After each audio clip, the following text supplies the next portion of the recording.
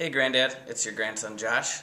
I understand that your memory isn't exactly what it used to be, and I thought I would try to keep some of those memories alive by having your family come together to tell some of their favorite stories and memories that they've shared with you. So I hope you like it.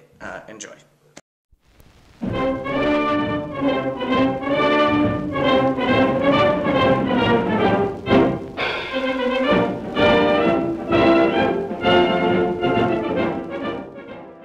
Pop, this is your daughter, Patty. Hi, Glenn. It's Steve Georgiorian. My wife, Jan, as you remember. Hi, Glenn. Hi, Glenn. It's Tom, Edie's son. Hi, Grandad. This is Barb, Wade's wife, your daughter-in-law. Hi, Grandad. This is Matt Georgiorian. I'm your grandson. Hello, Grandad. It's your grandson, Glenn Robert Simpson IV, also known as Rob more often. Hi, Grandad. It's Becca. Hello, Dad. I just wanted to go over some of my memories with you. Hi,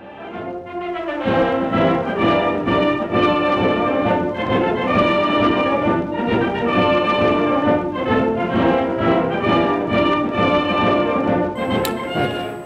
I remember the stories you used to tell us when you were a kid that you were maybe 10 or less than that. You got a job selling a Saturday Evening Post, and you go down to the Capitol steps in the afternoon and wait for the women to come get off of work, and they'd see your cute little face selling the Saturday Evening Post, and they'd all want to buy one and give you a little pat on the head, and you were an entrepreneur even at an early age of 10 or less. You remember that?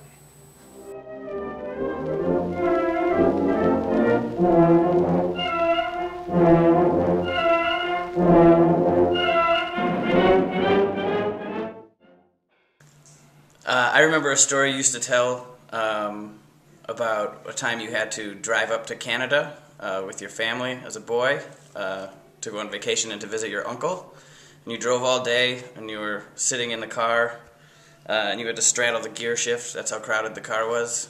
And once you finally got there, you guys all ate dinner, and after dinner, everyone was trying to think of something fun to do, and your idea was, hey, let's go for a ride. And no one was really fond of that idea after the day they just had.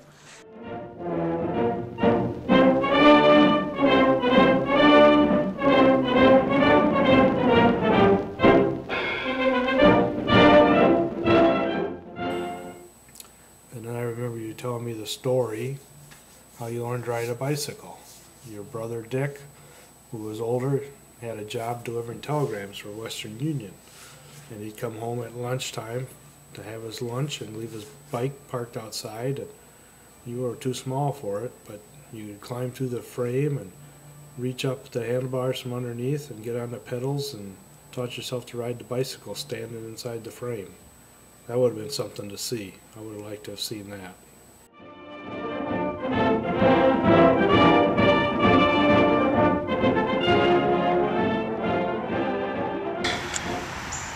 Western Union.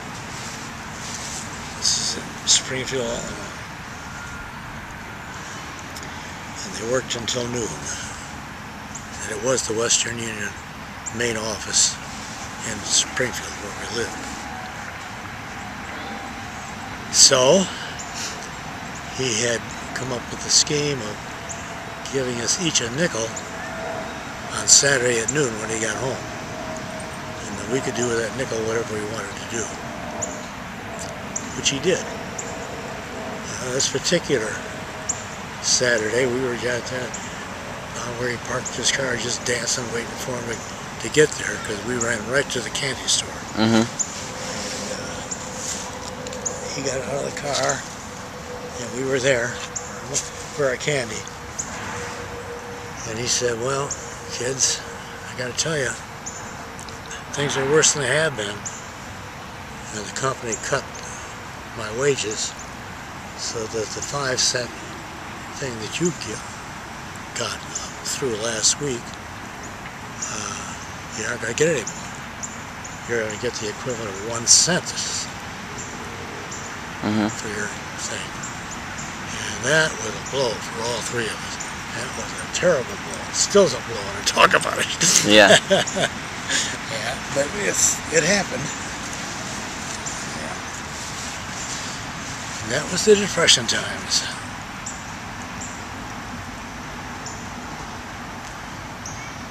You got through it though. Yeah. Yes, sir.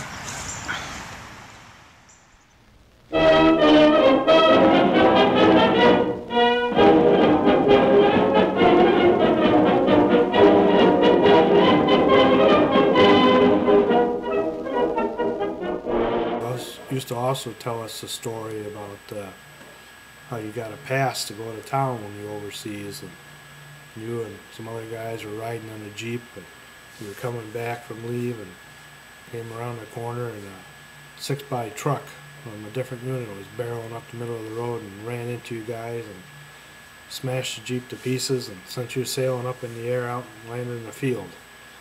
And some nuns came along, riding along in a bus somewhere, and they saw it, and they got all you guys and nursed you back to health there or whatever.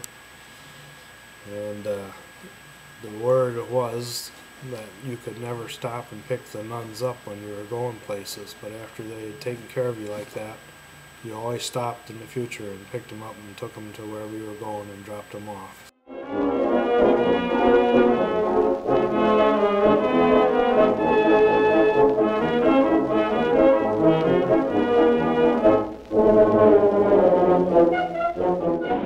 You also remember the story you used to always tell when you went overseas and your company was very green and you went out and set up out in a French town, I believe it was, a French village. It was all farms, and the houses were all lined up together in a U, and the farmyards went out behind them in pie-shaped pieces.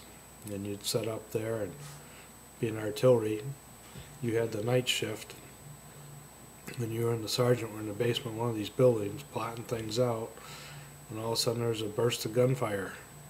The sergeant automatically said to you, "Simpson, go out there and see what that is." So you were scared as heck, and you went outside, and you got out, and you poked your head around the corner of the building, and brrr, a whole bunch of tracer rounds went down the street. Oh my goodness, they're shooting at me. And you went back around the back, and you started working your way along the buildings till you saw the cook, who had gotten up early also. This was early in the morning, 2 o'clock or whatever. And he was out at the outside outhouse getting ready to go to work for the day when he heard the shooting. And you asked him, "What's happened? Who's shooting at us?" And he said, "I don't know, but every time I stick my head around the building, there's some shots fired."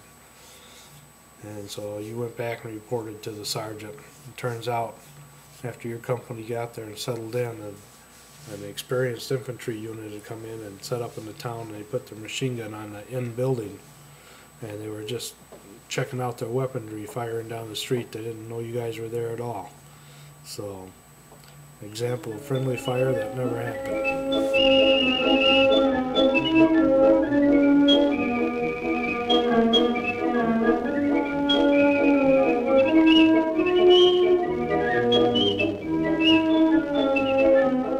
Another story that he used to tell was how you became a sergeant major, even if it was only for 48 hours. It was near the end of the war, and you were doing the same job as a sergeant major, even though you were only a corporal. And your captain, who was a lifetime Army officer and also apparently alcoholic, decided that you needed to be promoted. And he came and he cut the chevrons off the sergeant major's shirt and gave them to you and put them on. It says, "Now you're a sergeant major." And it happened to be at the time when it was the end of the war, and the Army said there was no more promotions. It froze everything. And when he processed the paperwork through, they didn't want to give you the promotion, and he went up to headquarters to get them straightened out. And apparently he never came back. They straightened him out, so he really didn't end up being a sergeant major. Neat story, though.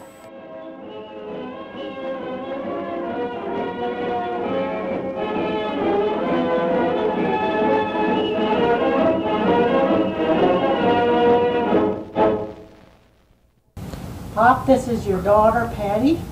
And I want to tell you one of the memories that I have that I think is one of the best memories I have as a kid. It came from back in 1958. And we all went on one of our first big long camping trips. And we took off from Wisconsin in that beautiful turquoise and white 57 Chevy station wagon. Don't you wish we still had that? What a car. We came off to Colorado and visited Aunt Edie and Uncle Lonnie, and then we went on up to Montana and into Yellowstone Park.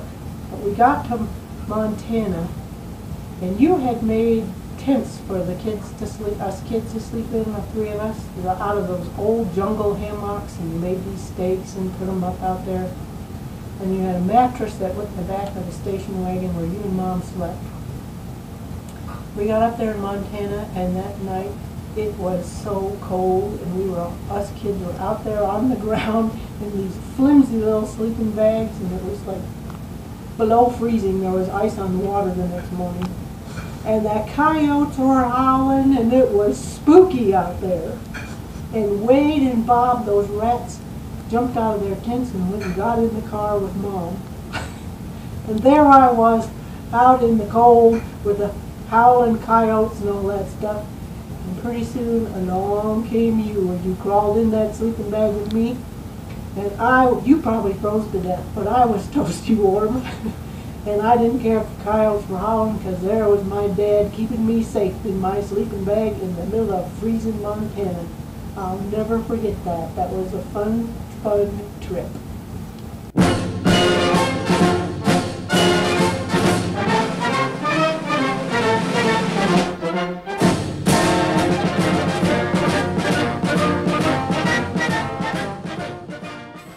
And you and Mom used to take us out to Nashotah for 2 weeks of camping. We'd invite the cousins up,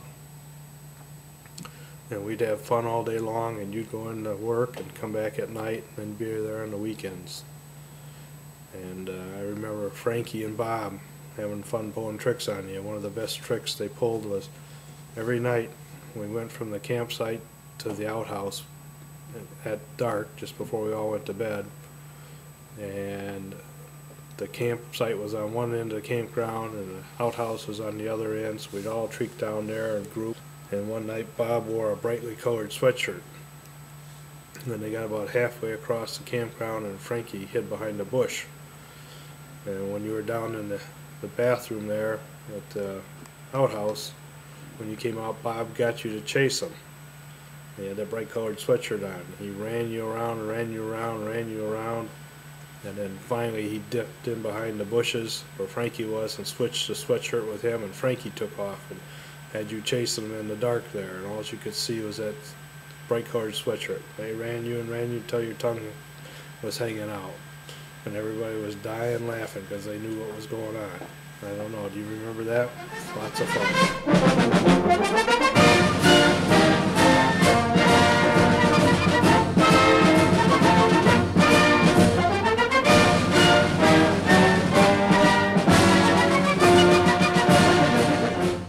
Dad, one of my fondest and lighthearted memories of my youth with you and the rest of the family was when we went camping, or ended up camping actually, in Custer National Forest. I think it was in South Dakota or eastern Montana, whatever. And when I say ended up camping, you always were dragging Mom in after dark, setting up by moonlight and expecting her to get supper and the kids going. One of the tasks that you took on at that campsite was to get the three kids bathed from the day of hot, sweaty travel in the old Chevy station wagon. There was a creek, a hard-running creek, not far behind the campsite, and after dark, you took us back there and you gave us all baths in what was glacier-fed water, ice cold. I can remember that you had Wade and I, and it was so damn cold that Wade stuck out stiff as a board when you tried to dunk him down into the water. to get him rinsed off. It was miserable. But we all suffered through it, got back to the campfire, and the kids started to warm up.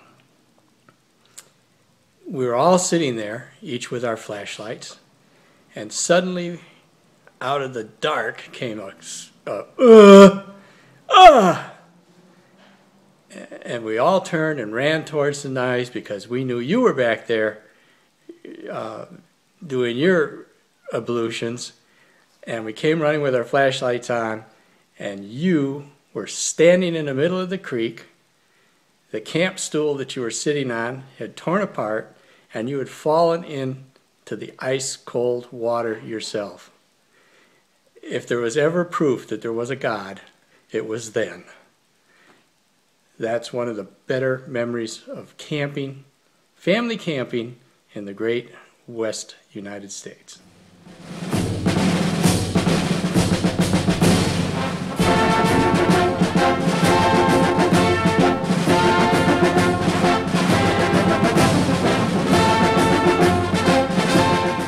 So, Granddad was telling me that you guys went on, you met at church, and he asked you to dinner one day, and that was your first date. Yes, Do you remember that dinner at all?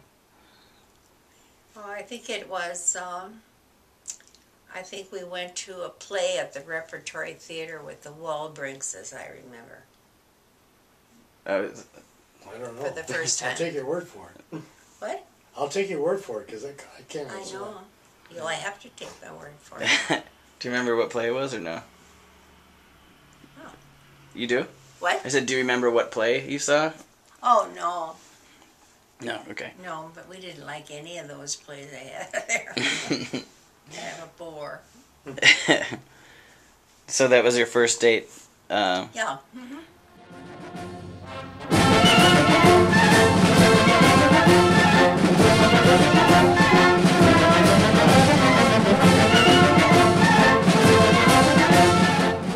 When all the grandkids were little.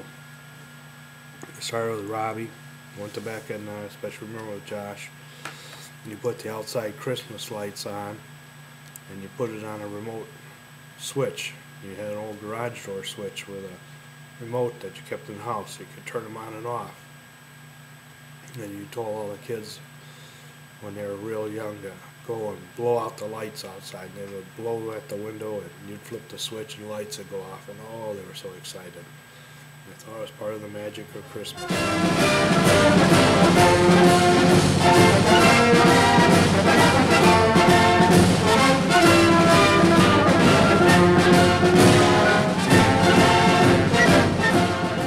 Several incidents, it was sleepovers at your house and tucking us in at night. So Edie and you would come into Aunt Patty's old room and I'd jump up into that bed and you'd tuck me in with Harriet. I don't know if you see Harriet or not. Here she is. And you'd turn on that Viking ship nightlight thing and you'd both sit down on the bed and you would start singing. And I don't remember the song. It was something about tadpoles. And we all had names, like all the tadpoles. So it was Rob. I think it was tadpoles. Anyway, so it was Rob, it was Becca, and we were swimming in these pools, which are probably in Utah, right? Who knows? But anyway, I remember your voice and how that always used to make me relax and calm down. And then the icing on the cake after you stopped singing was Edie, and she'd come over and she'd draw butterflies, which was awesome, on my face with her long fingernails. And I'd start to zonk out and slowly fall off into sleep, and the two of you would say your goodbyes, good nights, love yous, and whatever. And just as you were walking out the door, I would always remember opening my eyes one last time to make sure that nightlight was on. And as soon as that happened, I would be out. I would be like mentally on that nightlight ship going off to Never Never Land or wherever the heck I was going. So that's always a good memory for me to think of when I'm stressed or can't sleep. I always think of that.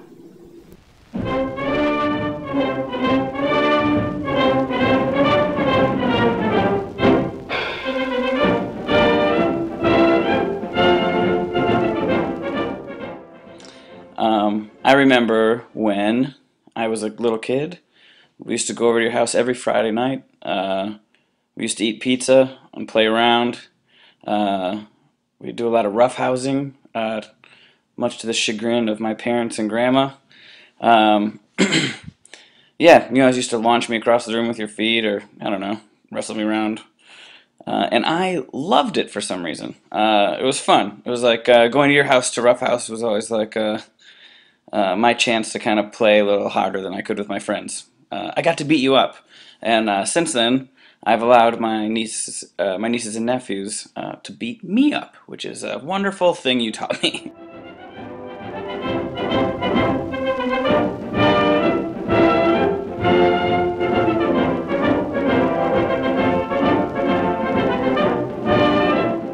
I remember when we were little kids, we would always used to like roughhouse and like kind of play around with you and like wrestle.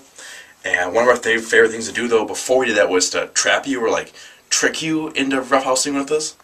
And one thing we always used to do was play checkers. I don't know if we used to play checkers all the time. I remember coming over to your house and you used to have these like big checkers like mat that we would play on, that you like move the pieces around, and we always play with you. So we would invite you to play checkers with us, and then we would set up this elaborate trap and then roughhouse you around.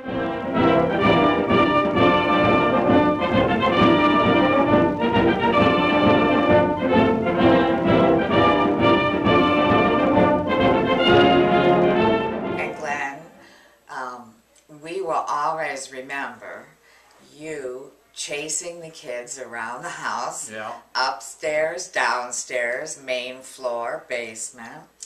And we'll always remember Edie later into the evening yelling at you because you're getting these kids all excited, now they'll never get to sleep.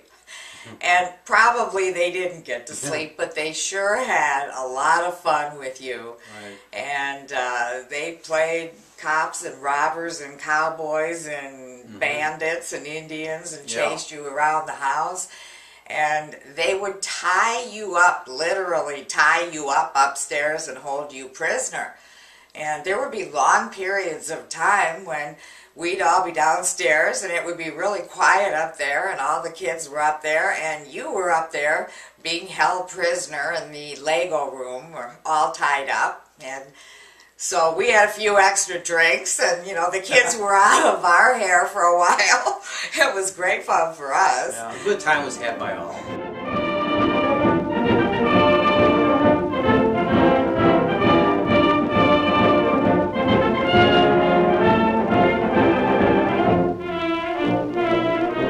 I have several memories, mostly involve motorhomes and motorcycles. We'll start with the motorhome. I remember one time when you and Edie and Becca and myself took a trip down to Hannibal, Missouri to do the Huck Finn Cave and Tom Sawyer area.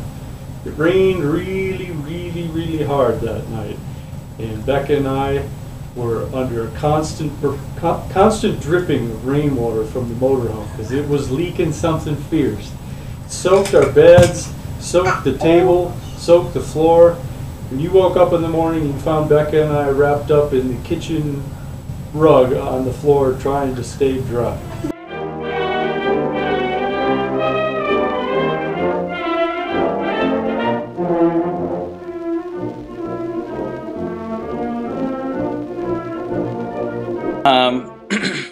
I remember you used to always take me to the park whenever I wanted, and there was one Saturday where I think we hit like 11 or 12 parks. There was you brought me to the Biggie slide, which is my favorite park. It was a slide with it was a park with an impossibly tall slide, which they since have taken down because it's too dangerous. So basically, you allowed me to be kind of dangerous as a kid, and I appreciate that.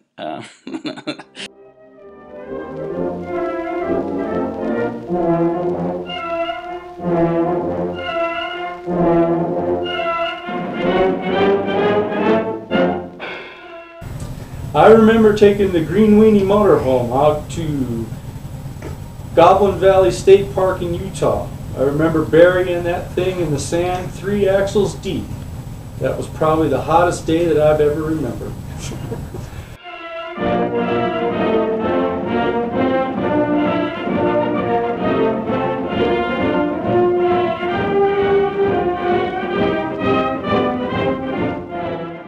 I remember coming out to Utah for the family trip in the motorhome, and somehow you always managed to be driving when we first got into the Colorado Rockies. Remember being scared to death as you flew down Floyd Hill at velocities approaching jet speed. My sister Rebecca is still scarred from it, and I personally don't drive that road very much any longer.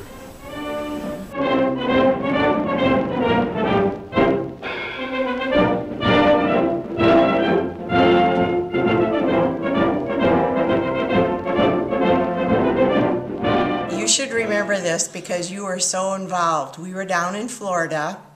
It was Easter vacation. It was our annual, Wade and me and Josh. Of course, Josh was a little tiger of a guy, and you and Grandma. You know, it was our week Easter break vacation, and we were all at the beach this particular day, and I don't know where Grandma was, but you and Josh were walking hand in hand in the water along the beach. And Wade and I were also there, but Wade and I were together, and we were quite a distance ahead of you. And all of a sudden, as you and Joshy were walking along, you lost him in a great big sinkhole. He just sunk down. It was an out-of-body experience for me. I saw it from the side. Totally underwater. And of course, thankfully, you were right there. You had a hold of his hand until he sunk down, but you just quick reached down and grabbed him and yanked him up out of the water. And of course, he was crying, and that got Wade's and my attention. And we turned around and came back, but all was fine. But what an experience.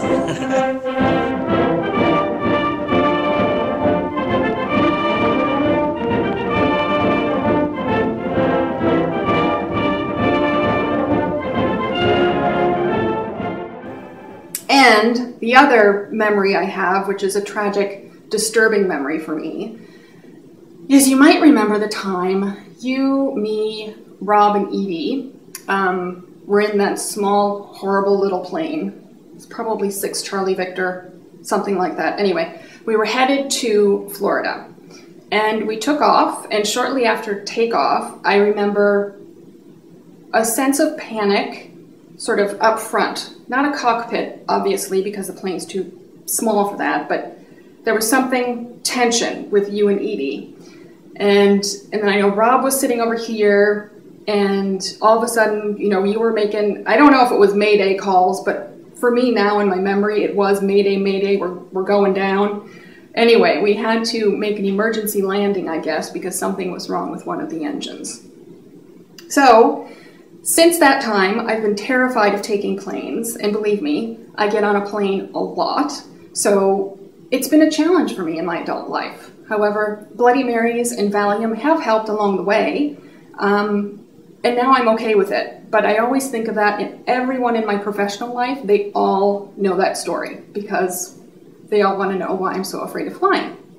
So 747s now, I can do, no problem, easy. Little planes still should be banned from usage, in my honest opinion.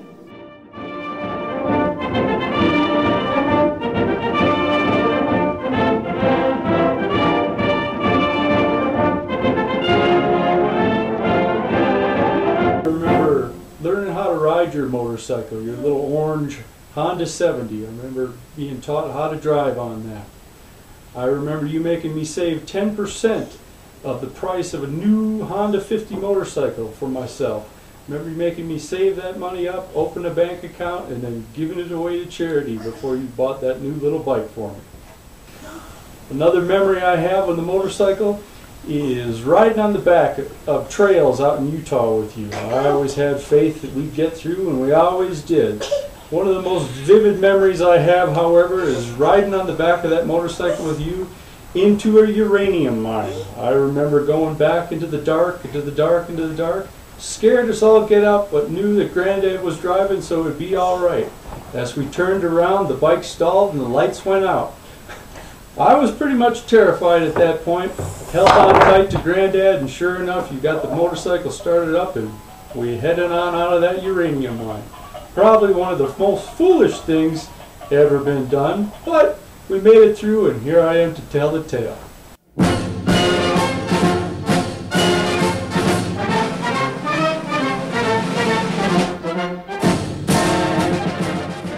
We have celebrated over 20 years of Thanksgiving and Christmas Eves together.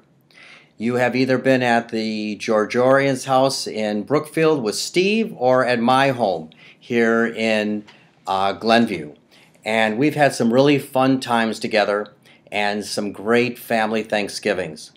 And you've experienced the Christmas Eves with our kids when they were very little, and they were all excited about being with Santa and the whole Santa thing coming, and all the expectations that come with a little kid on Christmas Eve, as well as now that they're older, some really nice, great times that we've had. So, as you can see, we had good memories, and it was fun to be together for some of those memories and have your suggestions for some of the family things that we did. So we have a lot of good things to look back on, and look forward to new things happening together again in the future. I also want to say I admire you for starting your own business. To have a company like Precision Screw Thread under your credentials gave me the impetus to start my own business, and I'm proud to say that I'm a successful operator of my own company. Without your guidance and expertise and success in your own field, I doubt that I've tried to do it on my own. Wanted to tell you some, of my recollections of you over the years. Mostly that you have had a very big zest for life, and family was always very important to you. And I always felt so welcome when I came to your home. Always greeted with a big hug, and hospitality was always just, fantastic. So just wanted to share that little bit with you. It's been a privilege, and I hope that things go well for you in the future, and that you're with us for a very long time. And I love you. I remember going to Utah, and even some years when I didn't like it so much because I was a teenager and I was more interested in Game Boys. I really remember Utah being just a great time. And it was time that we just spent together. We were kind of out in the boonies, so we were forced. It was just Granddad's way of just spending quality time. I've tried to keep that tradition alive in my own life, it's nice to be able to show things to people, such as Utah, something that, you kind of facilitated, since your kids were kids. And it's made me appreciate, especially now, to how just not to forget that the most important thing you can do is to spend time with people. And I know I'm not always the best at that, but you treasure it, and it might not seem like much at the time, but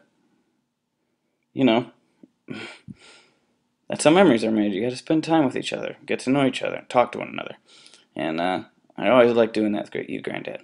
I love you very much. So, I guess that's it. Those are the two biggest memories I have with you in them, and I cherish them. I love you.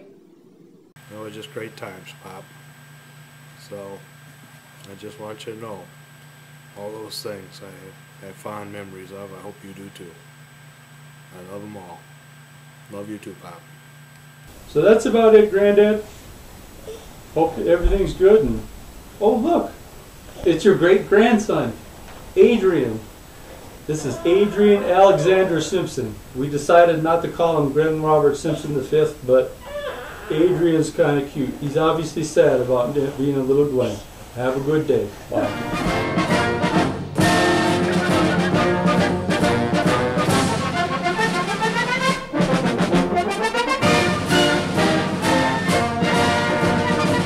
As I've worked through my working career, which mostly has been precision screw thread. Mm-hmm.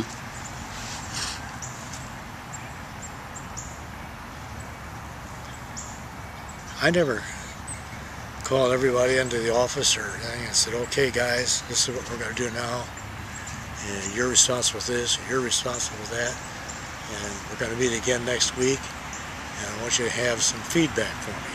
That isn't the way we worked.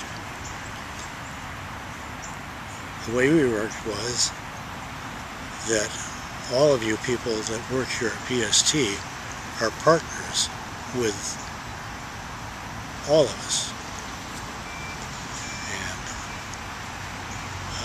And that's the way we'll run this place. And that's the way we have run it and still run it. That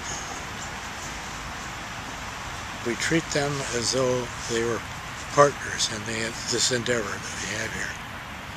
And we still run that way. And boy, the loyalty that we've gotten from our workforce, and have stayed there for years and years and years, is still with us, and it did us a lot of good. That's the way they responded to getting PST going and making it profitable. I'm proud of that. You should be.